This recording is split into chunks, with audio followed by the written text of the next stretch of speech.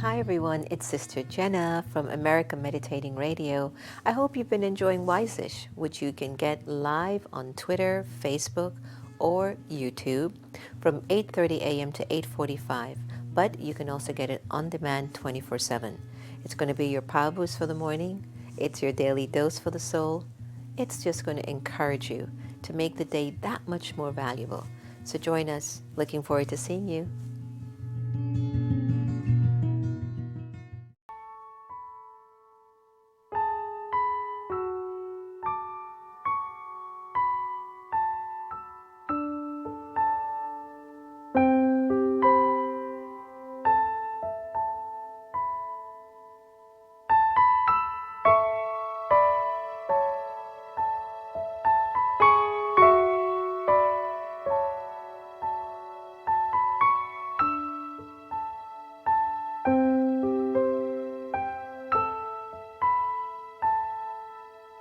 I will be gentle with myself. I will be gentle with myself. And I will hold myself like a newborn baby child. I will be gentle with myself. I will be gentle with myself. And I will hold myself like a newborn baby child. I will be tender with my heart. I will be tender with my heart. And I will hold my heart like a newborn baby child. I will be tender with my heart. I will be tender with my heart. And I will hold my heart like a newborn baby child. And I will only go as fast as the slowest part of me feels safe to go. I will only go as fast as the slowest part of me feels safe to go.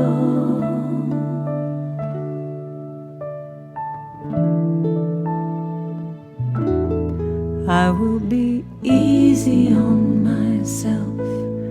I will be easy on myself.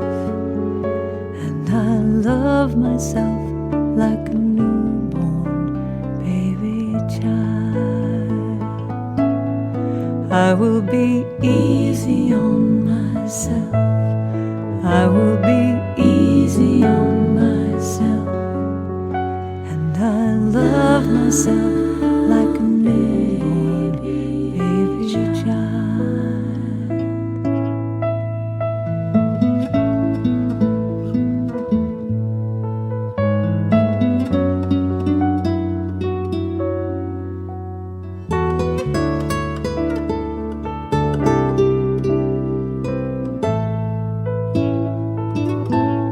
And I will only go as fast as the slowest part of me feels safe to go. And I will only go as fast as the slowest part of me feels safe to go.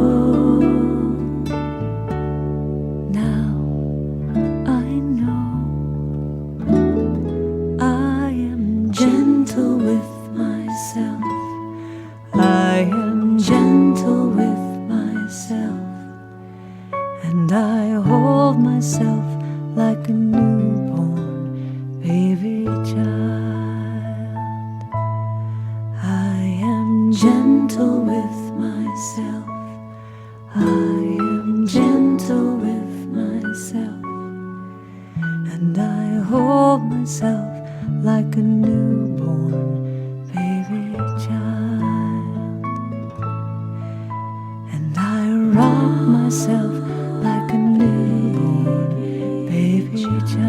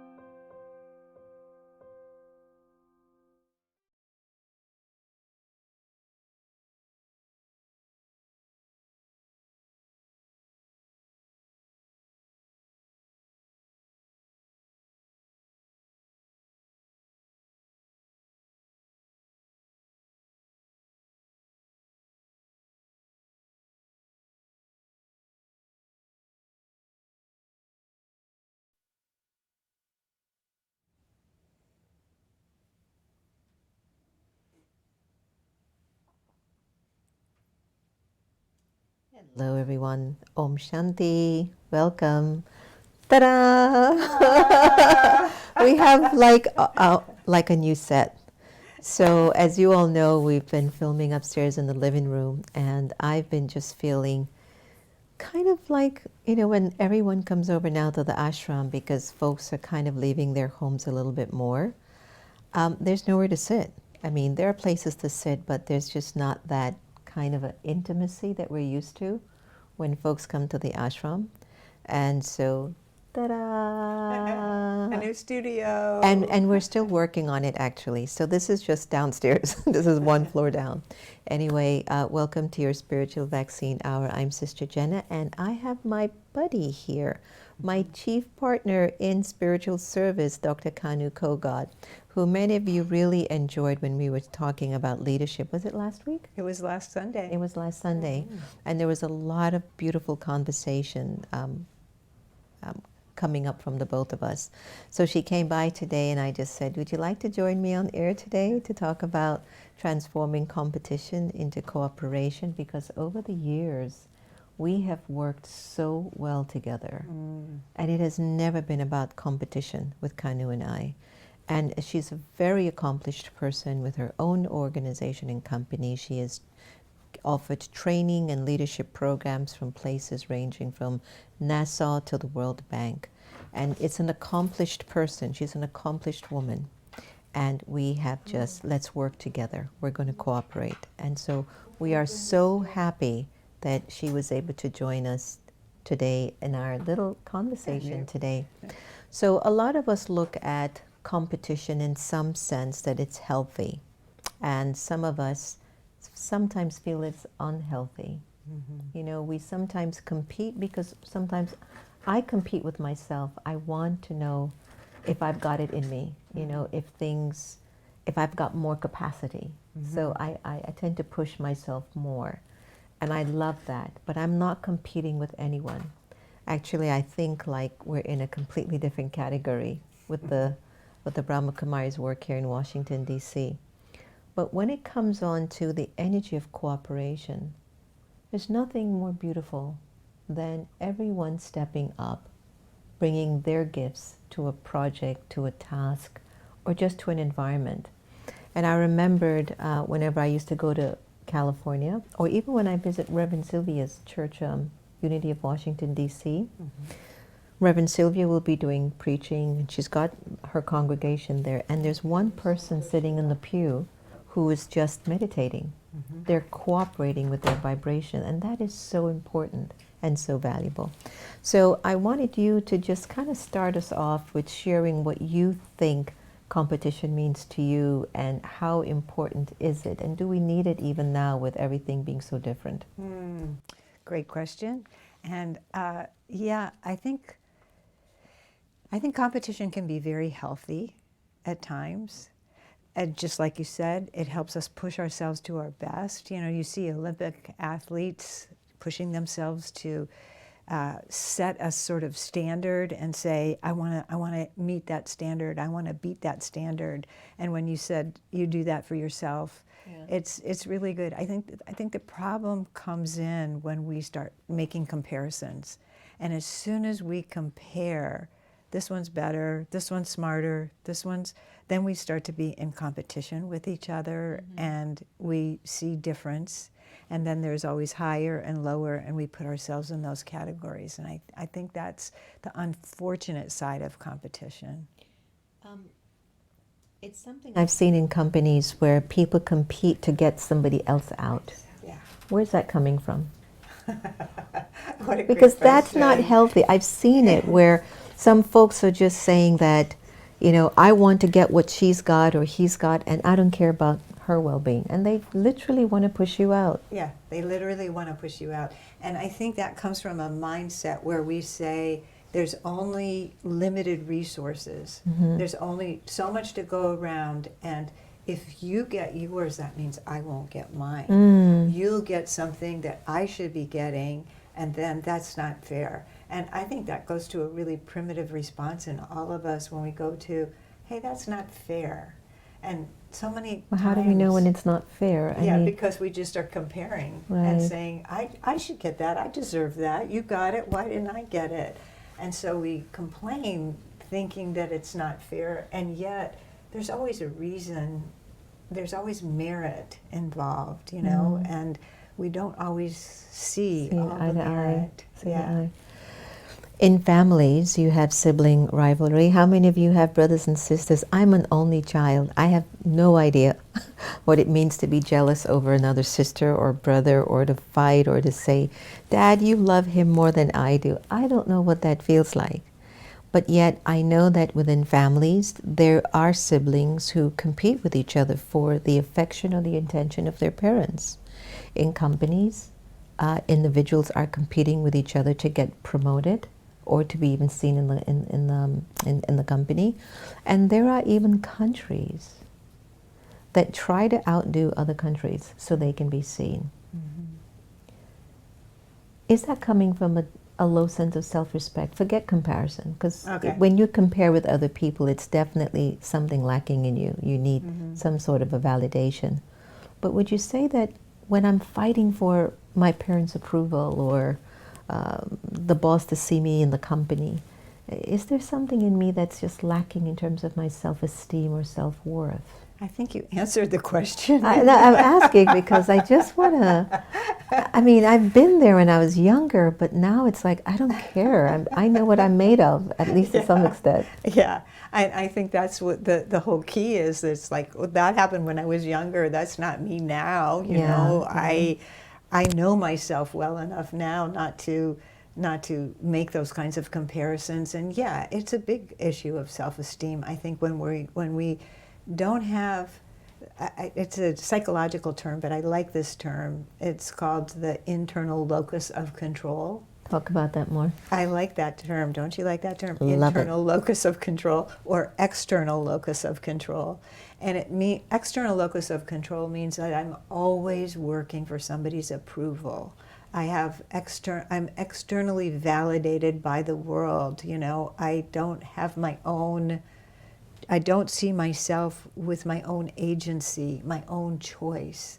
I'm always waiting to be validated by someone else before I can work on my own. So that creates a big issue of self-esteem. Give us some examples of behaviors that show that. Oh, great question.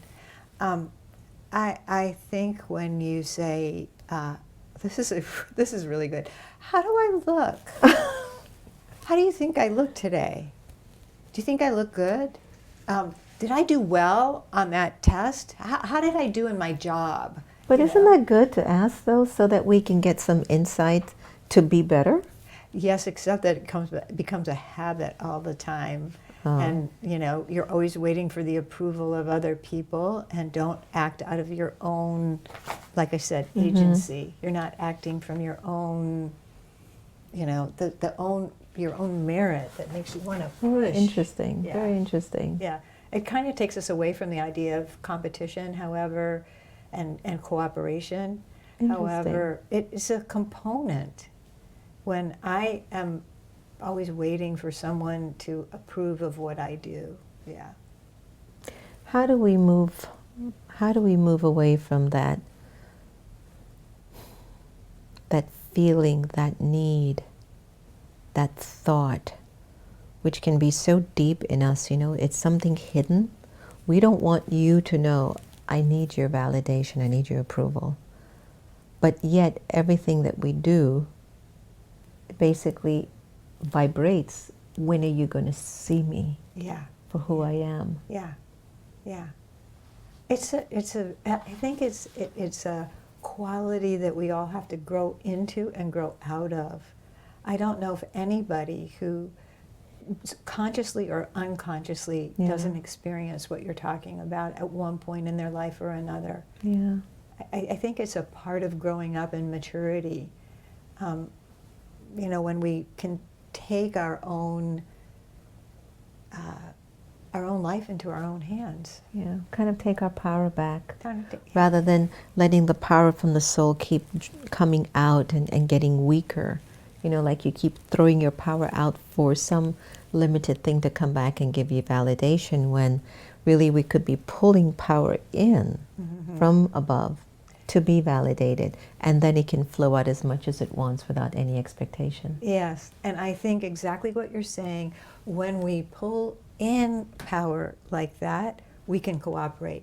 I cannot cooperate with you if I don't have trust in my own self, and I'm always waiting for you to say, hey, Sister Jenna, how did I do? And you have to say, oh, Kanu, you did good. No, we just go, right? We just go into, I mean, sometimes, yes, feedback is very helpful. Yeah. I mean, we all need that. We all need to have that sense that, how we intended to be actually was how we turned out to be.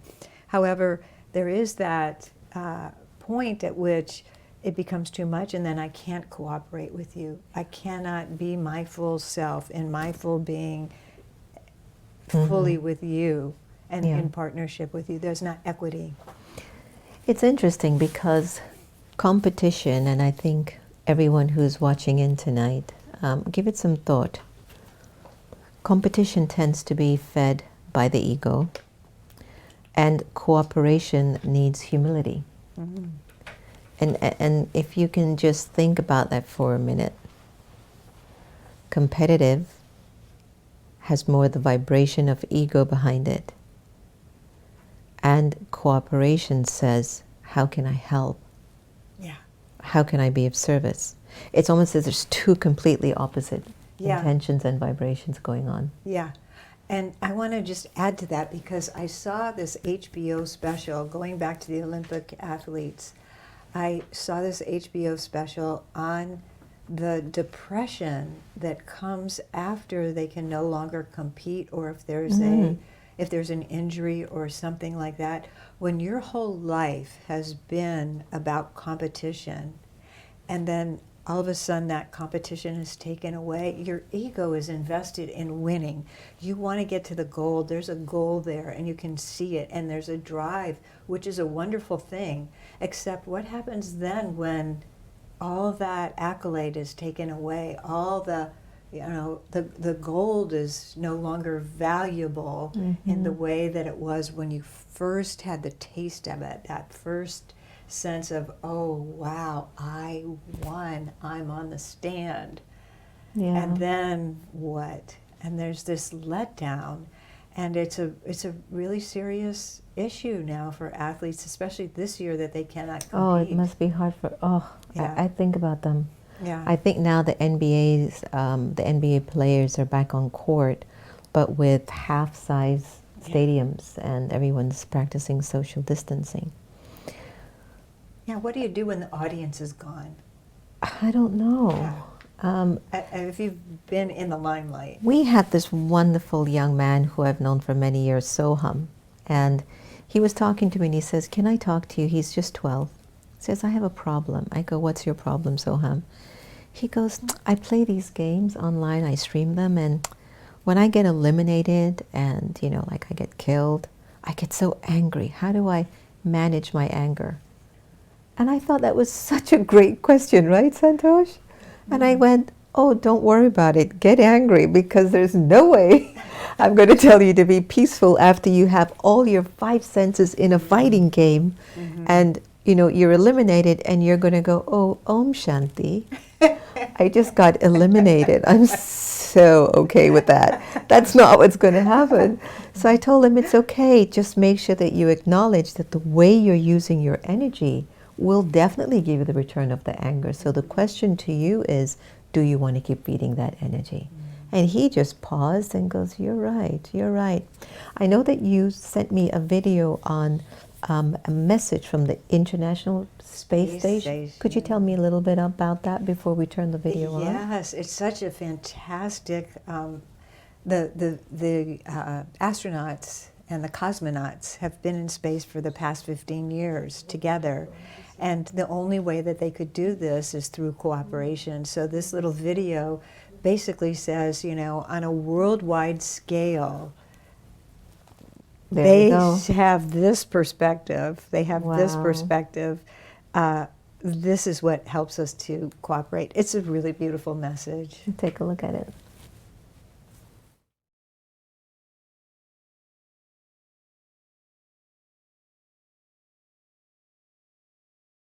Maxim Suraev, commander of the International Space Station, calling Earth alongside my comrades and friends, NASA astronaut Reed Wiseman and ESA astronaut Alexander Gerst.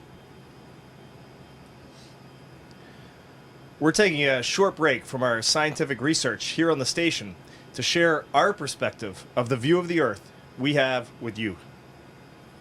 Considered from the outside, the ISS project seems an impossible thing to achieve. If you think for a moment about the constant degree of international coordination at every level, translation and procedure issues, cross-cultural considerations, the immense political and economic ramifications implied, and the must of operating the largest and most complex space station ever built by mankind.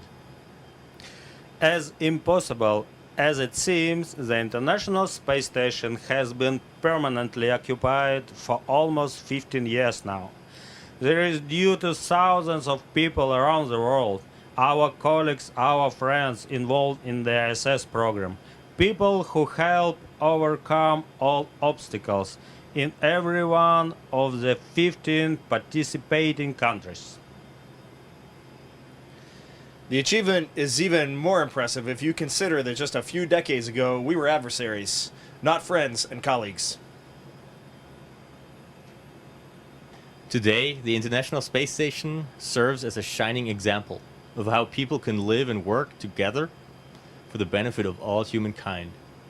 The International Space Station is the hallmark of international cooperation, a milestone in human history. For only if we are together, if we think ourselves as one single humanity, as we can see it clearly from space, we will be able to build a better future.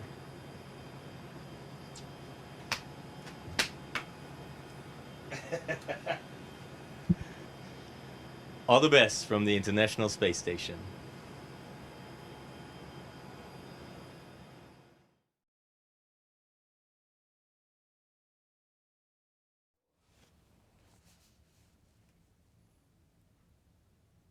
Gosh, I love that. I wish I could be just floating. And No gravitation. it's amazing. It is to be in space and Yeah. have this viewpoint from space.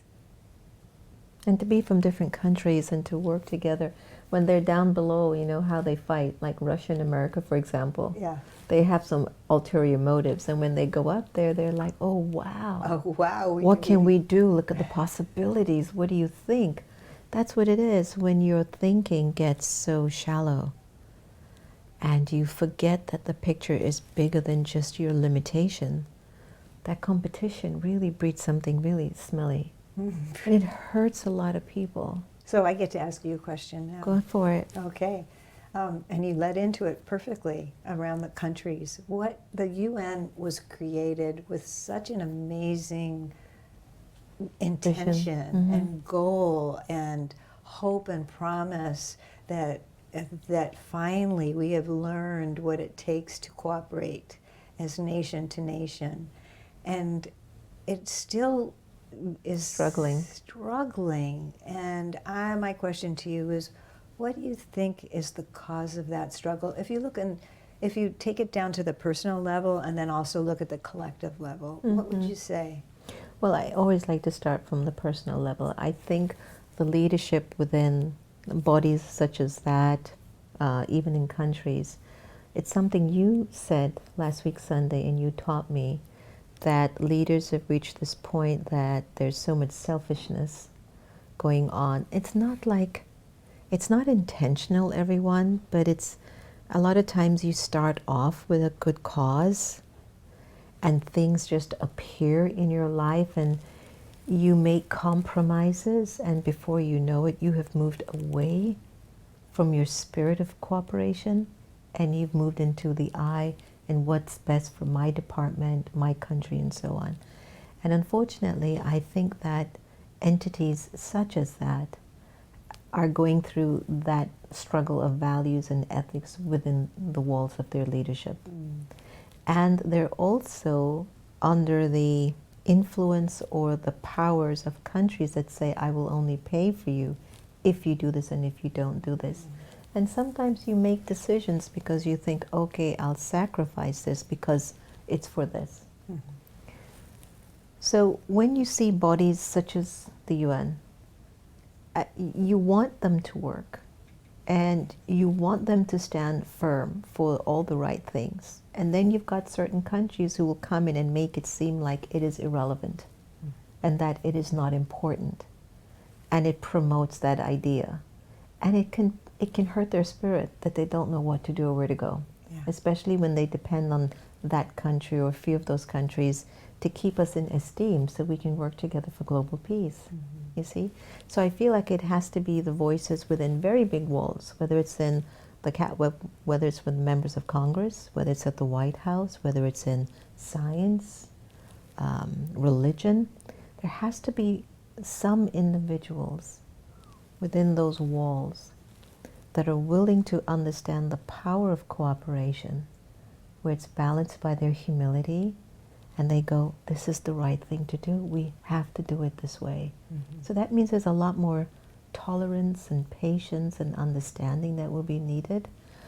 But they can still be effective. I just know that it's been a hard road, especially in the last 10 years. It's been a hard road, and especially with the pandemic.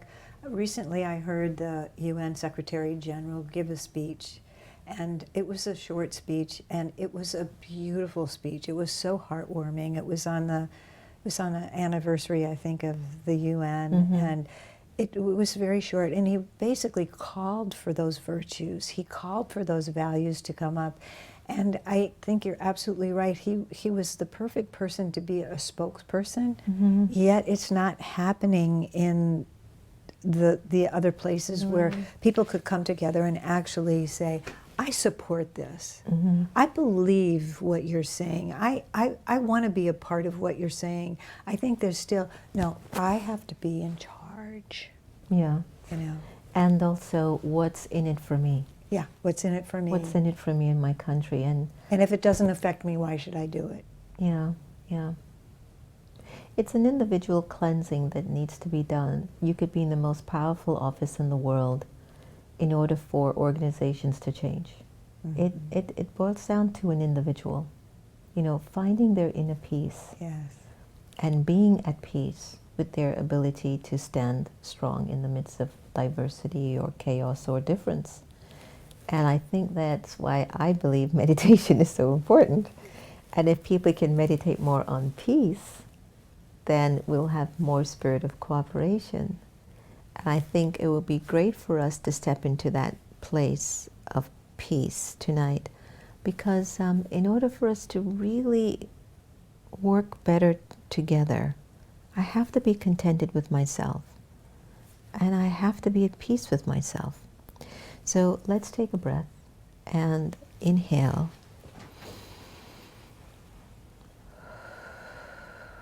Breathe out. Feel free to tell your friends and your family to just come into the room and sit and just relax. And just be. And let's find our inner peace.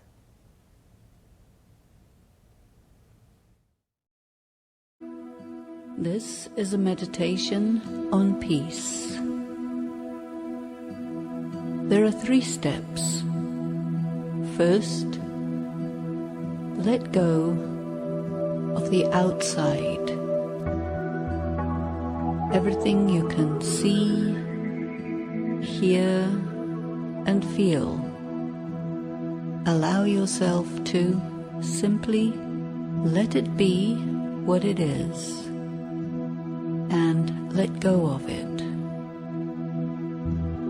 The second step, turn within and connect with the deepest part of yourself, the soul, the still, silent core of your being, whose essence is peace. The third step is to turn the mind upward and beyond and connect with the eternal, immeasurable, infinite source of beautiful, sweet peace. We start at the physical level.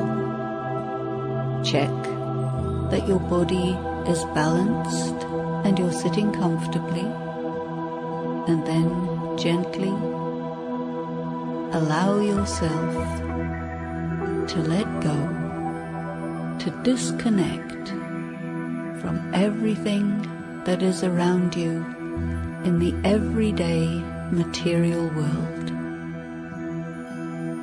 What you see, what you hear, what you feel, let it be, and let yourself detach.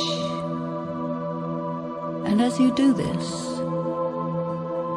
you find yourself naturally oriented to an inner space. Turn the mind within and allow yourself to feel and connect with that subtle point of light that is the self, the soul. I, the soul, am deeply peaceful. I am essentially still, quiet, and silent. I allow myself to feel this essence, this core of my own soul.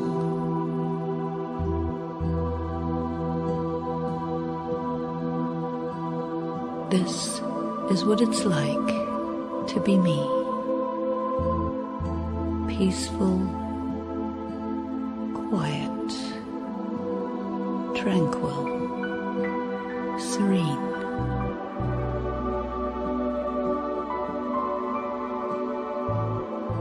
I am steady in this state, and so I move my mind upwards and beyond.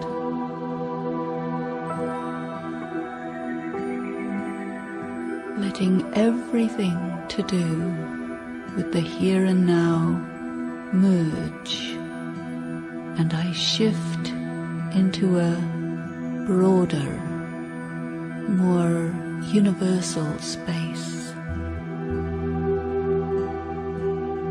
It is a world of light beyond the universe, and there I encounter the source, the beautiful point of infinitesimal light, yet infinite peace. An ocean merged in a point. I am focused, I am connected, and from that point the waves of deep peace wash gently over me.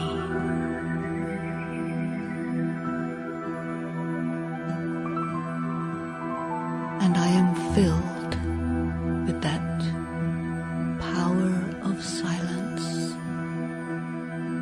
that extraordinary feeling of total peace.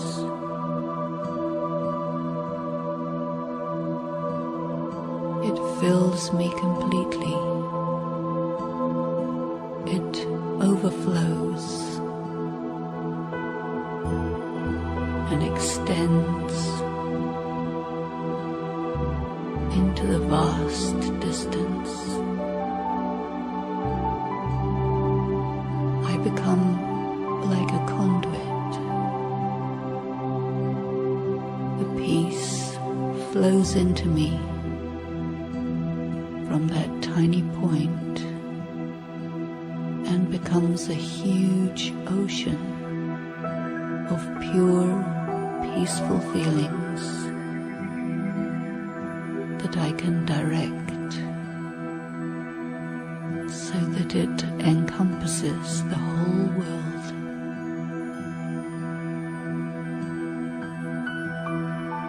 And the whole world can feel that subtle, beautiful, and sweet peace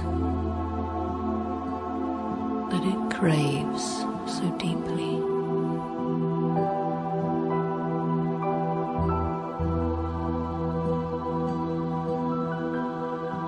I hold this state for a while.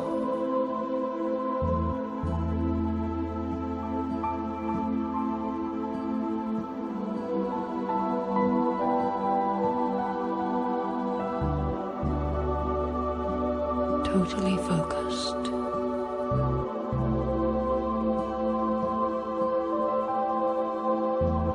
And then gently I withdraw myself back into my essence, back into the day-to-day world. But still, that peace is with me, spreading like an atmosphere around me.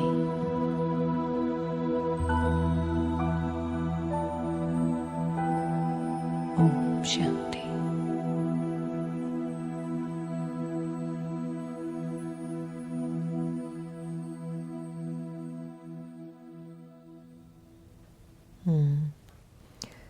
Welcome back, everyone. Meditation on peace. How peace can bring us more into a cooperative state. And I'll give you a very simple example. You know, we've moved the studio downstairs, and we thought that this was going to be even more peaceful and away from Sister Gita, and you might not know this. And Kanu is just sitting in with me, and we're having a chit-chat with all of you, and just, you know, we're a family, and we're friends, and, you know, we're all together in all of this, right? Sister Gita comes down in a blonde wig. Really? And she's ready to go out to the garage, and she's talking up a storm, and Kanu is like, what do I do? And I could see her as we're speaking, what do we do? And why I'm telling you this is that we were cooperating. We were cooperating with each other, knowing, oh, that's what happens at nights when you're filming. Yes. And then poor Santosh just like, because we're both on both mics, and Santosh just like, I can't go there because this whole setup is new for me too, and I'm trying to do it. And the three of us downstairs are just cooperating with a scene that we have no control over. And I believe that had to do with our humility. Mm-hmm. That because the tendency is like, oh my God, cut the camera. Yeah. Or what's going on? Or I'm so distracted. I lost my train of thought. But the best part, everyone, was the blonde wig. I don't know where she got that from. It's this wild wig, and she's just walking around the house like it's her. So, anyway, Can I from ask you a competition question? to cooperation. From competition to cooperation, I want to ask you a question because you just said it, and I think it's an important question for everyone on humility. What does humility mean to you? Wow, it's the fruit of all virtues, and I think the question is too for me.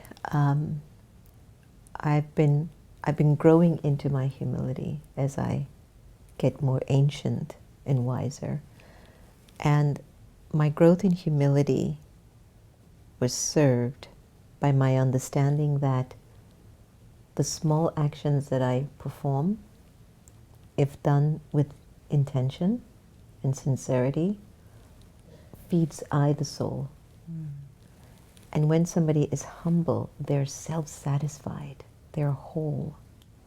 There's a fullness in their spirit. So they don't need to show people, well, let me tell you who I am. They don't need to wear masks and try to be validated from people because they've done it the right way.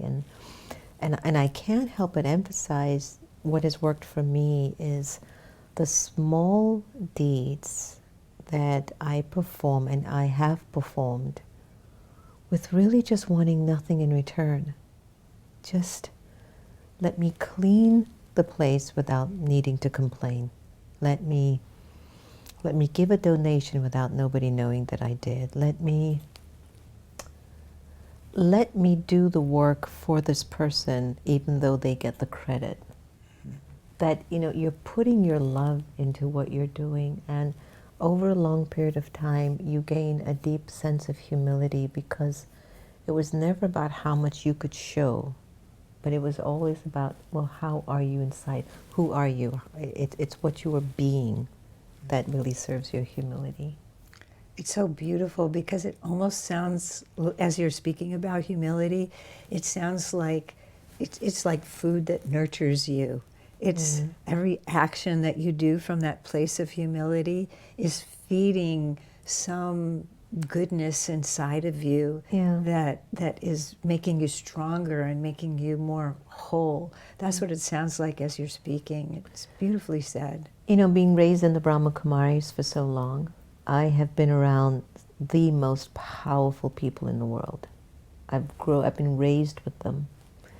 And the way you see them, they're so simple. They look like there's nothing going on in their lives, like they don't have anything. But you get to know their legacy or their stories. They speak 10 different languages. They're physicians. They're engineers. They run multi-billion-dollar companies. They have traveled to all over the world. They have helped millions of lives, and they will just Om Shanti. And there's no trying to prove to the world how much they've done, because I believe that they have felt that Baba's energy, Baba's love is actually who's guiding them. So the credit isn't their own. The credit goes to Baba, that Baba is the one that's moving them and really giving them the energy to do what they're doing. I know that there's some people who have some questions, and I'd like to share them with you. But Wendy Mangra, hi Wendy, Om Shanti, and hi Nikki Dicky. Yes, laughter is great. And good, Louise, that you love the meditation. And yes, V, I'm glad Kanu was part of the program today. I'm glad you like that, yes, V. Wendy's asking Kanu, could you share where does the ego come from? Oh gosh, what a great question. I'm going to answer it on a spiritual level. I'm going to answer it because I believe, and this is present in both Kabbalah and in the scriptures of India. And in India, these are called the three veils, the three malas, the three coverings. And it's when we each are born as souls, there's three veils that we have that are just a part of what it is to be human. As soon as we're split off from that oneness and we find ourselves as not part of the oneness anymore, that those veils come into being. And the first veil is, I'm separate. If I'm not one with this cosmos, if I'm not one with all, I'm separate. And as soon as I see myself as separate from you, not a part of you, then I make a comparison. That's the second veil. First veil is I'm separate. The second veil is I'm different. And if I'm different from you, oh, look at Sister Jenna. She's so much more beautiful than me. She's so much smarter. She's so much more spiritually accomplished than me. Then I would compare myself.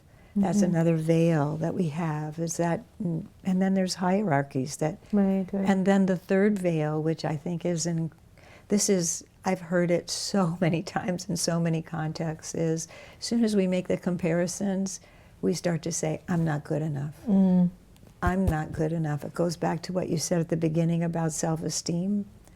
If I think I'm not good enough, it just follows that I'm going to feel less than everyone else. Hi, Happy. So isn't that like inferiority ego? Like when you're Yes. feeling less than, you start to feel like you're really down the...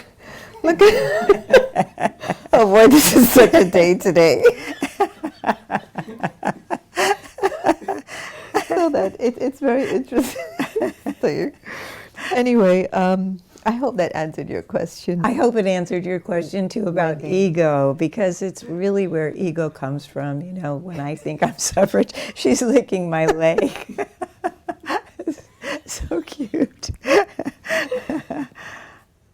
I also feel Yes. that it's been a gradual climb into our state of ego. I think that it's kind of as saying we are born naturally as spiritual beings, a soul.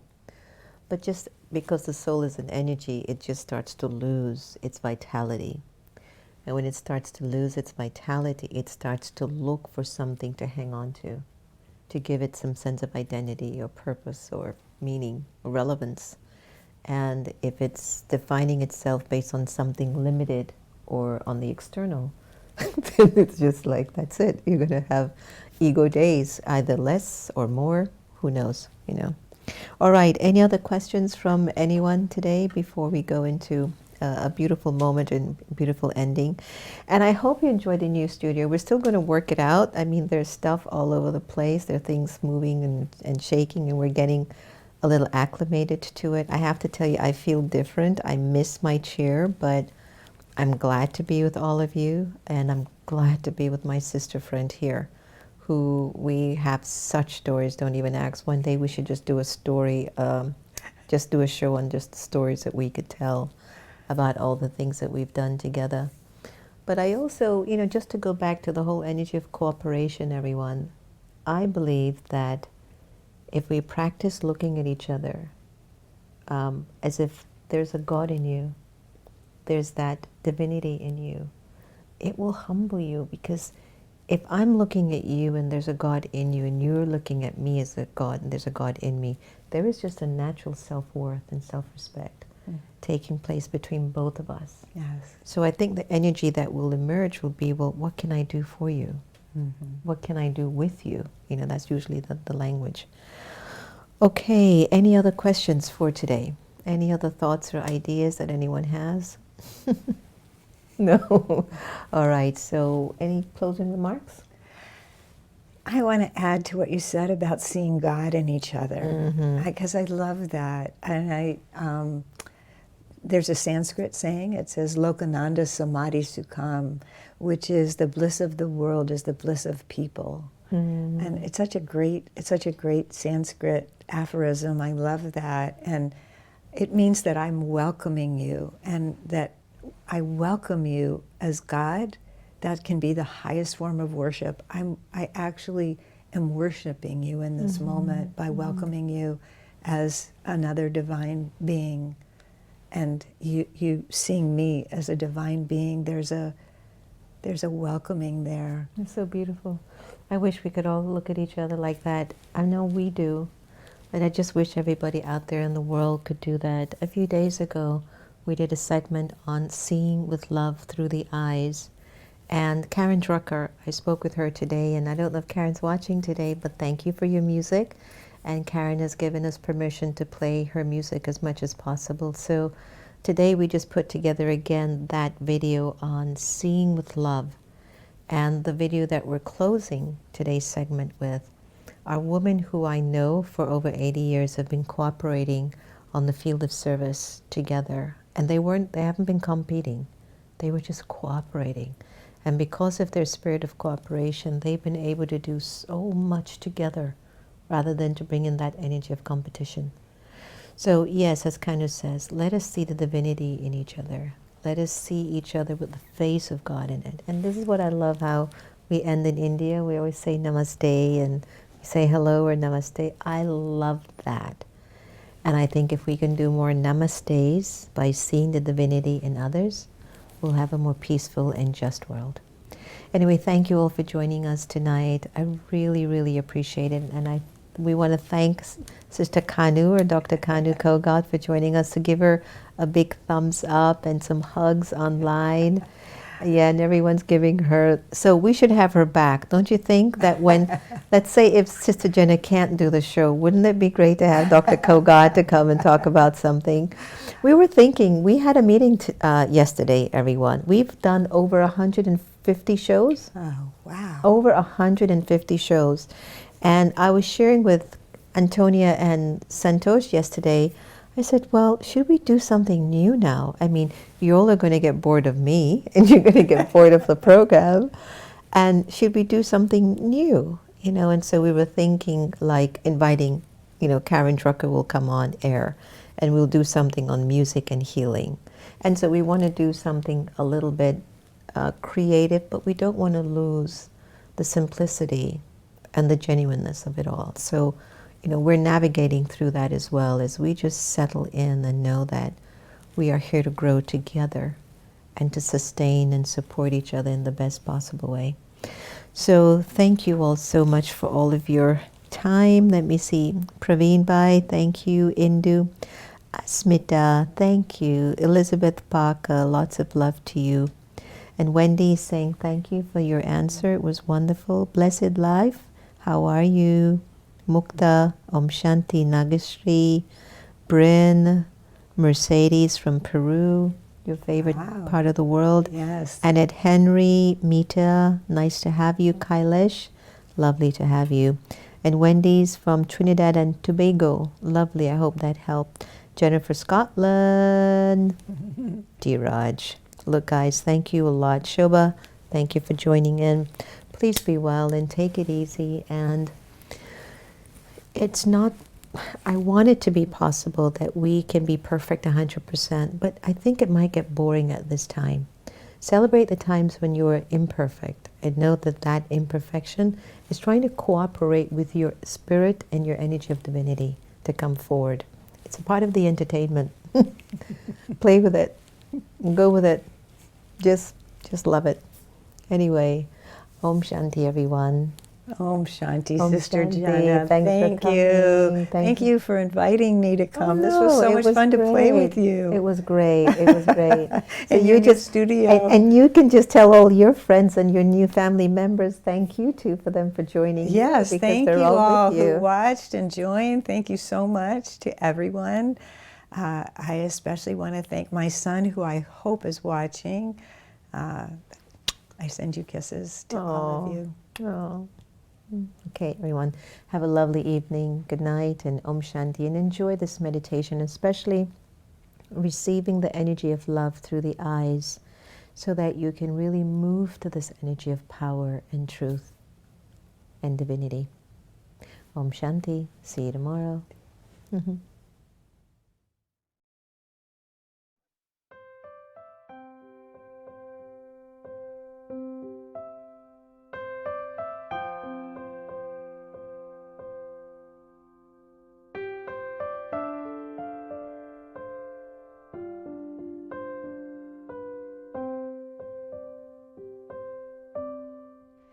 You are the face of God.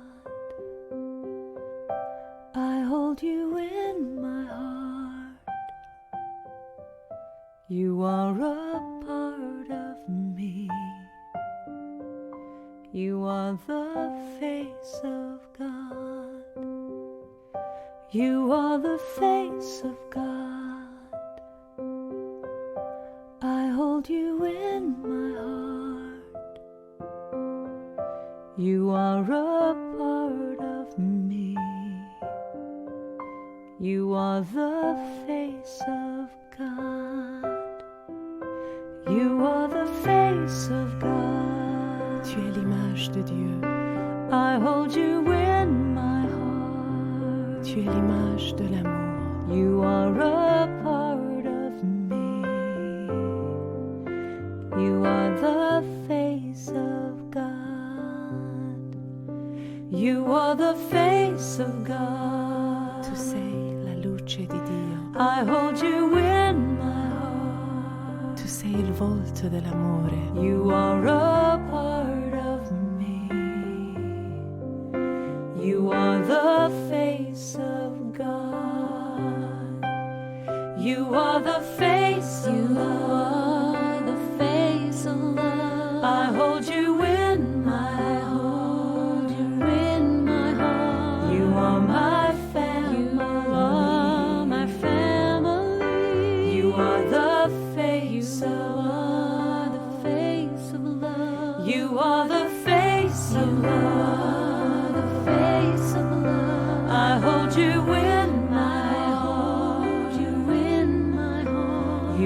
my family. You are my family. You are the face of love. The face of love. You are the face of God. The face of God. I hold you in my heart. You in my heart. You are a part of me. A part of me. You are the face of God. The face of God. You are the face of God.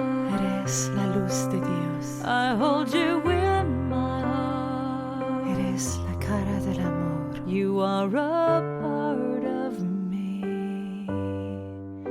You are the face of God. You are the face of God.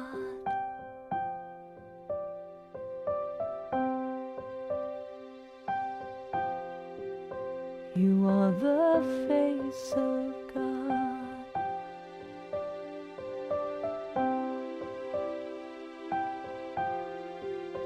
You are the face of God.